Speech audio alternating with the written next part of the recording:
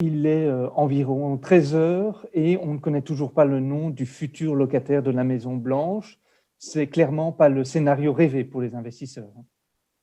En effet, pour les marchés, peu importe que les démocrates ou les républicains l'aient emporté, ce qu'ils voulaient absolument, c'est qu'à cette heure, le candidat, enfin en tout cas le vainqueur de ces élections soit connu et que cette victoire soit franche. On n'a ni l'un ni l'autre à l'heure actuelle, donc on peut pas dire soit en effet le scénario rêvé des marchés, même si l'impact à cette heure sur les marchés demeure mesuré.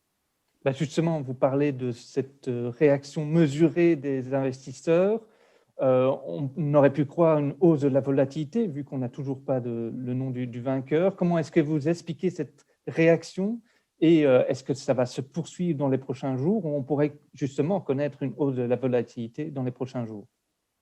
Certainement, ce serait le scénario le plus logique compte tenu de l'incertitude. Il faut voir combien de temps cette incertitude demeure. Alors aujourd'hui, évidemment, les marchés réagissent jusqu'ici plutôt bien. L'Asie a clôturé évidemment en hausse ce matin, mais bon, avec en tout cas l'espoir que les résultats seraient connus dans la journée.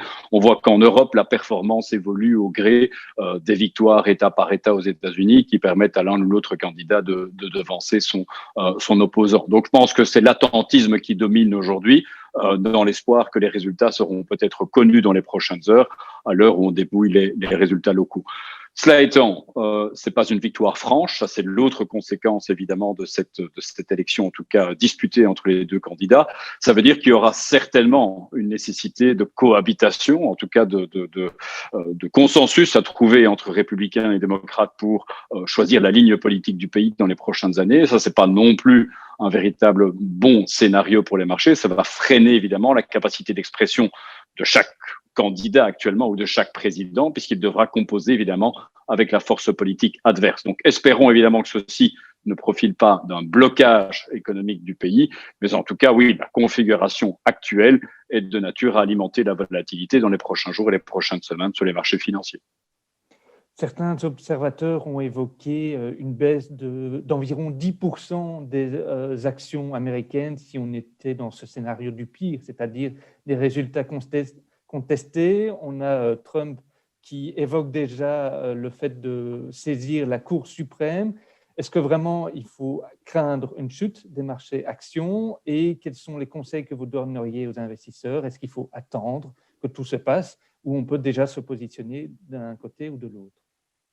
Je pense qu'il est démagogique de mettre un chiffre sur la baisse potentielle de Wall Street compte tenu de la situation que nous connaissons actuellement. Il est certain que, encore une fois, comme on l'a évoqué, c'est pas le meilleur scénario pour les marchés que du contraire. Au plus cette incertitude demeurera, au plus la volatilité sera importante et au plus finalement Wall Street y sera sensible. Wall Street affiche une relativement bonne performance cette année avec certains secteurs qui se sont envolés de plus de 20%. Je pense à un secteur technologique. Il est certain que dans ce cas de figure, Wall Street est évidemment sensible à toute mauvaise nouvelle, comme une mauvaise nouvelle sur le front politique et aux prises de bénéfices. Alors, est-ce que la baisse serait de 5, 10, 15%? Nul ne peut aujourd'hui l'évoquer. Maintenant, je pense qu'il est important pour les investisseurs de garder cette perspective long terme. Je pense qu'on a eu des élections disputées par le passé avec des recomptages de votes pendant plusieurs semaines. In fine, les marchés s'en sont relativement bien sortis à l'époque. Donc je pense qu'il faut, ça a l'air toujours évidemment une période très difficile. Elle peut l'être, l'incertitude, c'est pas évidemment quelque chose que les marchés aiment bien.